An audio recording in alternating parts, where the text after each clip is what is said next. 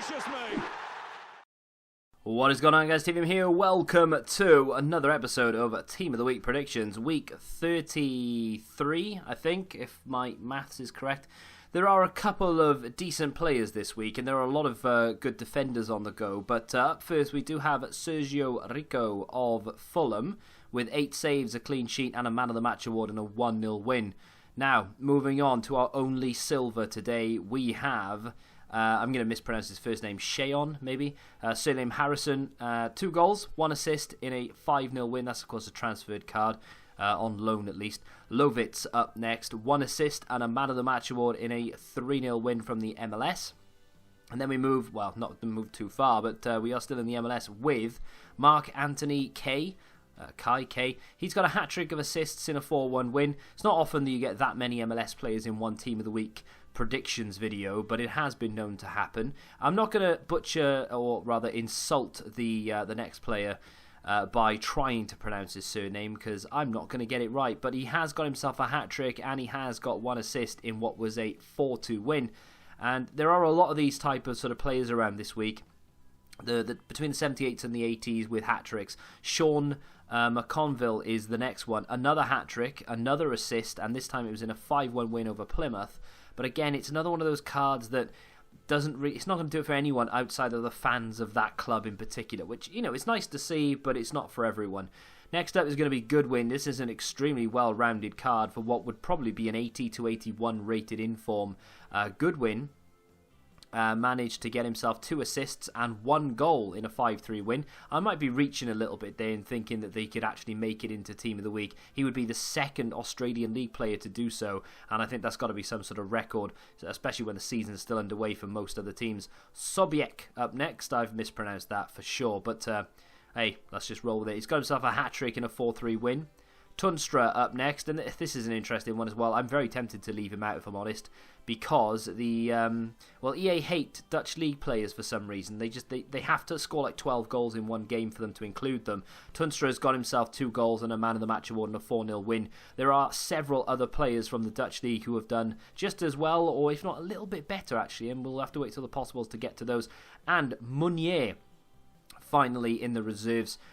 With his cheeky little one-to-watch card. I bet you forgot this existed. Not just this card, but just one-to-watches in general. When was the last time we had a decent one-to-watch card that actually went on and did well throughout the year? I can't remember. It's just the curse of the one-to-watch. Meunier's got 2 goals, 1 assist, and a Man of the Match award in a 5-0 win. And I'm lucky because I have it untradeable, so looks like it's going to pay off.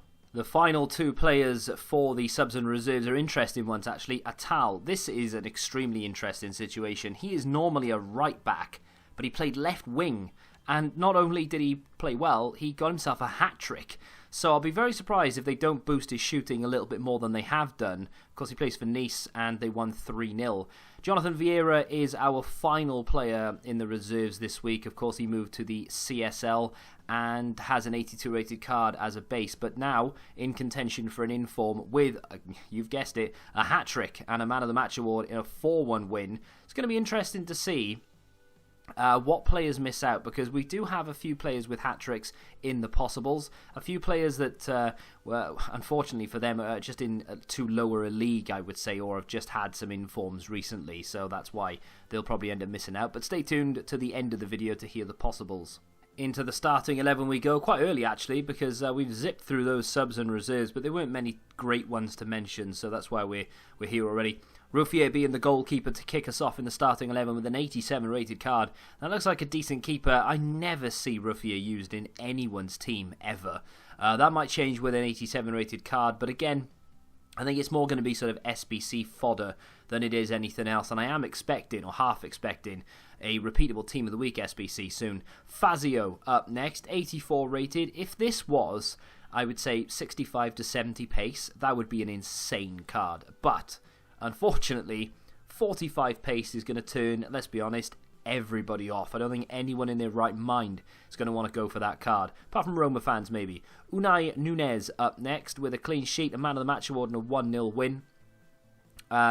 I would say that this is one of those cards that if you pack it, unless you're building some sort of cheap Spanish team, you're not really going to be that interested. But that, in my opinion, is actually better than that Fazio card for pace. This is an interesting one. Caligiuri with 2 goals, 1 assist and a Man of the Match award in a 4-2 win over Dortmund.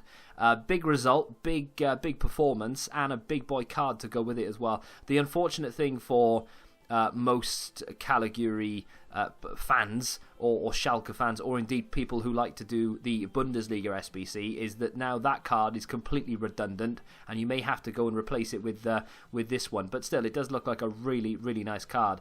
Up next we have Gomez Campagna. 2 goals and a Man of the Match award in a 4-0 win for Levante. Big result for them.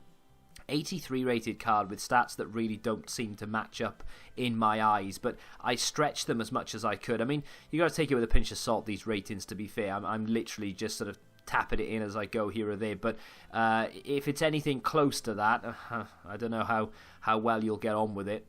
Wolfsburg ran out 4-1 winners this afternoon against Hoffenheim, away from home as well, which is a good result. But there are 3 players in contention here, one of which is going to be in the possibles.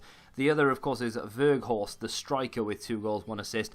But I've gone with Arnold with 1 goal, 1 assist. But he did pick up Man of the Match, and EA do tend to favour the match rating, the Man of the Match award, etc.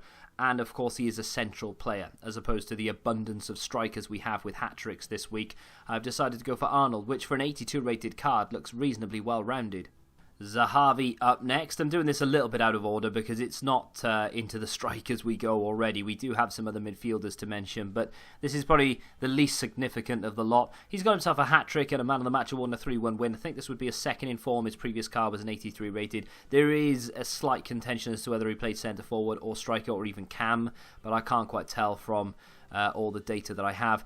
Up next is Nabil Fekir with 2 assists and a Man of the Match award and a 3-2 win. It's amazing, not how little, because I'm not discrediting his 2 assists and his Man of the Match performance, but compared to some people who are going to miss out who have scored hat-tricks, it's amazing how little the top flight players have to do to get themselves in form compared to the players in League 2, for instance. I dread to think how many players have missed out this week, or are going to, even though they've scored like 2 or 3 goals and got themselves assists everywhere, just because they don't play in a big boy league.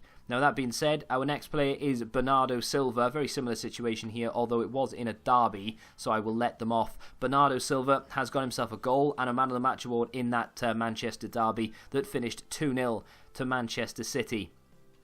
Next up is going to be Jamie Vardy, and this is another one of those League SBC situations whereby this card now surpasses the League SBC to the point where if you complete the Premier League SBC, you're not going to want to take that Jamie Vardy card because he then has an 87 rated inform. He, of course, has got 2 goals and a Man of the Match award in a 3-0 win over a very desperate Arsenal right now. They are slipping big time and they need to turn that around. Bodes well for Liverpool fans, though, because Leicester are now the 3rd most informed team in the Premier League, and they face Manchester City next. So, fingers crossed, lads. And last but not least, for the starting 11 anyway, before we get into the possibles, Mo Salah of Liverpool, of course, they ran out 5-0 winners against a sorry Huddersfield on Friday evening. Mo Salah got 2 goals, 1 assist and a Man of the Match award in that game. I'd love to be sat here saying Daniel Sturridge with 2 goals, 1 assist or a hat-trick or something, but unfortunately he just wasn't at the races at all. There are quite a few players from that Liverpool game that could easily find themselves in form. Andy Robertson is another one that is very close. I'll mention him in a second, but the other one, of course, is going to be Mane.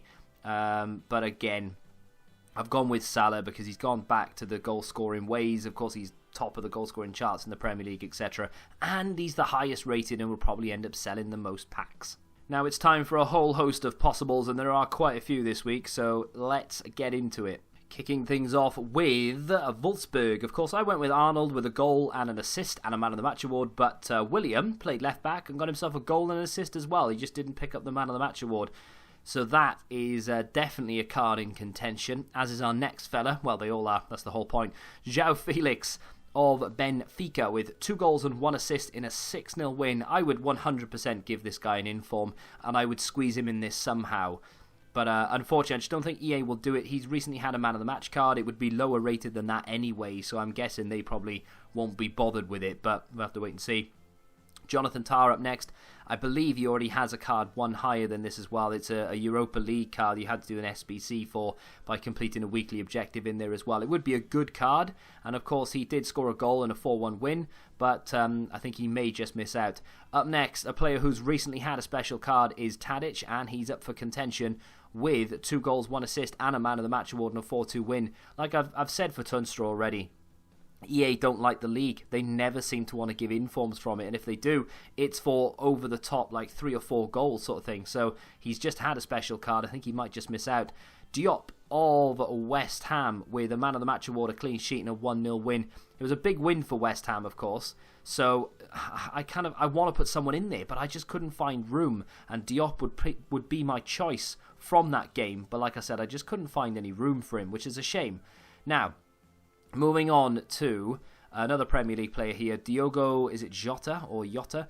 He obviously has got a very good looking card there. I mean, there's only one stat under 80 and we don't need that as a striker, do we? Let's be honest. 1 goal, 1 assist and a Man of the Match award and a 2-1 win over Watford, and then he got a goal in a 3-1 win over Arsenal in a game a couple of days later, so that would be a really nice shout. Callum Wilson up next. There's another shout here for another Premier League inform, 2 goals and 1 assist and a 3-3 draw, and that's the reason why he's not been included.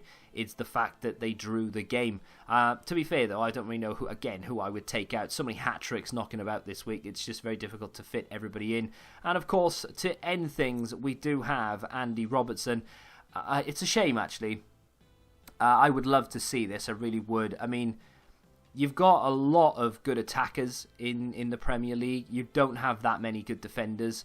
Andy Robertson would be, I arguably believe, anyway, the highest rated defensive card in the, fullback wise anyway, in the Premier League, and one of the highest in the game.